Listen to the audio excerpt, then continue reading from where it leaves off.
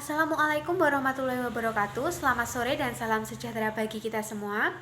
Para Dewan Juri LDBI tahun 2021 yang saya hormati, izinkan saya untuk memperkenalkan diri. Perkenalkan, saya Galuh Parlina Dewi dari SMA Negeri 1 Purwantoro, Kabupaten Wonogiri.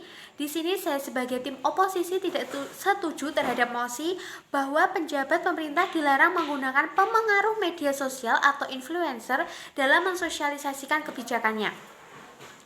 Dewan Juri yang terhormat, izinkan saya untuk menyampaikan 3 limit argumen yang akan saya kemukakan. Yang pertama, secara garis besar yang dapat kita ketahui adalah arti dari penjabat. Yang kedua, yaitu arti dari influencer. Dan yang terakhir adalah pentingnya kebijakan disosialisasikan melalui media sosial atau influencer.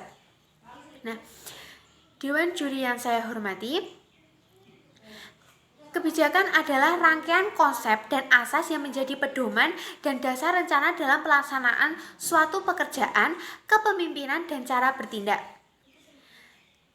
Dan yang kedua, saya akan menjelaskan arti dari influencer. Diterjemahkan dari bahasa Inggris, influencer marketing adalah bentuk pemasaran media sosial yang melibatkan dukungan dan penempatan produk dari influencer, orang, dan organisasi yang memiliki tingkat pengetahuan, ahli, atau pengaruh sosial di bidangnya.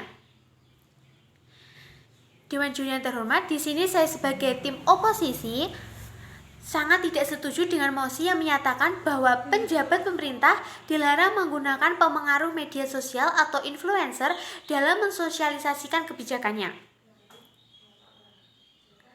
Dewan Juri yang berbahagia, kita sekarang hidup di era yang menempatkan media sosial sebagai sesuatu yang penting. Pengguna media sosial internet di Indonesia saat ini sudah melebihi angka 50 juta, sehingga perlu dipikirkan bagaimana pemanfaatan media sosial untuk tujuan yang baik. Dalam kaitannya dengan dunia kebijakan atau politik, perlu dilihat sejauh mana peran media sosial bisa dimanfaatkan untuk mengadvokasi kebijakan publik. Nah, topik mengenai peran media sosial dalam kebijakan pemerintah dalam mensosialisasikan kebijakannya,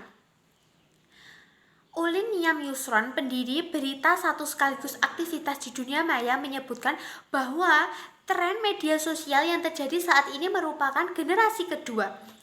Generasi pertama terjadi antara tahun 2000 dan 2000 sampai 2003, ditandai dengan munculnya beberapa website berita. Generasi pertama berakhir ketika banyak website yang gulung tikar akibat kekurangan biaya dan kurang sarana pendukung. Hal itu dikarenakan fasilitas internet masih cukup mahal, sehingga konsumen pun terbatas. Generasi kedua dimulai tahun 2010 dengan kondisi yang sudah jauh berbeda. Kemajuan teknologi membuat banyak orang bisa mempunyai alat pengakses internet dengan harga murah. Dengan kondisi seperti itu, situasi berita menjamur, bahkan saat ini cukup sulit untuk menghitung berapa banyak jumlah situs berita yang ada di Indonesia karena begitu cepat berubah jumlahnya. Perkembangan media sosial yang sangat pesat belum dapat menggantikan peran media konvensional. Meskipun tren pertumbuhan pengguna media sosial cukup menjadi tekanan bagi media konvensional, namun menurut saya peran media konvensional ini belum bisa digeser oleh media sosial karena jangkauannya masih terbatas pada segmen tertentu. Dewan Juri yang terhormat, coba bayangkan, semua orang bisa main bola, tapi tidak semua orang bisa menjadi pemain bola profesional. Media sosial unggul dalam hal kecepatan mengakses informasi. Nah, dalam ketepatan media konvensional masih lebih dipercaya. Sebagai contoh keunggulan kecepatan media sosial, kita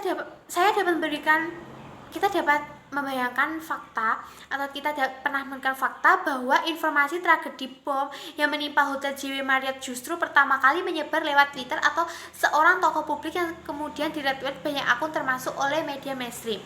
Sehingga media sosial sangatlah penting. Dewan Juri yang terhormat, saya merasa kalau ditelaah penggunaan medsos itu sangat banyak, bisa dianggap representasi publik, apalagi dampak kemajuan zaman yang begitu terbuka. Medsos ini cuma salah satu fasilitas yang dimanfaatkan untuk menyampaikan pendapat terhadap kebijakan. Nah, tetapi sekali lagi keputusan akhir tetap di tangan pemerintah. Kita dapat bayangkan apakah dengan adanya medsos kita dapat mengubah kebijakan? Nah, itu kemungkinan bisa terjadi karena adanya sebuah bentrokan ataupun demo-demo. Oleh karena itu, saya sekali lagi tidak setuju dengan mosi tersebut. Sekali kita bisa mendapatkan dampak positif dari penggunaan influencer dengan baik dan bijak. Apa salahnya jika kita menggunakan kebijakan tersebut? Dan melalui medsos kita tidak hanya mendapatkan dampak negatif, akan tapi kita masih banyak mendapatkan dampak positifnya. Salah satunya tadi, jika penjabat memberikan informasinya melalui medsos, otomatis banyak masyarakat yang mengetahui perkembangan informasi. Karena apa? Karena menurut penelitian tahun 2020, penggunaan media sosial di Indonesia telah mencapai 160 juta. Kita bisa bayangkan berapa banyak orang yang menggunakan medsos, sehingga informasi pun akan cepat untuk bisa tersampai ke masyarakat. Semisal informasi tentang vaksinasi terhadap virus corona. Nah, dari adanya kebijakan-kebijakan tersebut, kita sebagai masyarakat harus pintar-pintar dalam memilih mana yang baik dan mana yang buruk. Oleh karena itu, kebijakan yang dilakukan oleh penjabat untuk mensosialisasikan melalui media sosial atau influencer itu sangat dianjurkan, karena kita bisa mendapatkan banyak manfaatnya, tidak hanya dampak negatifnya.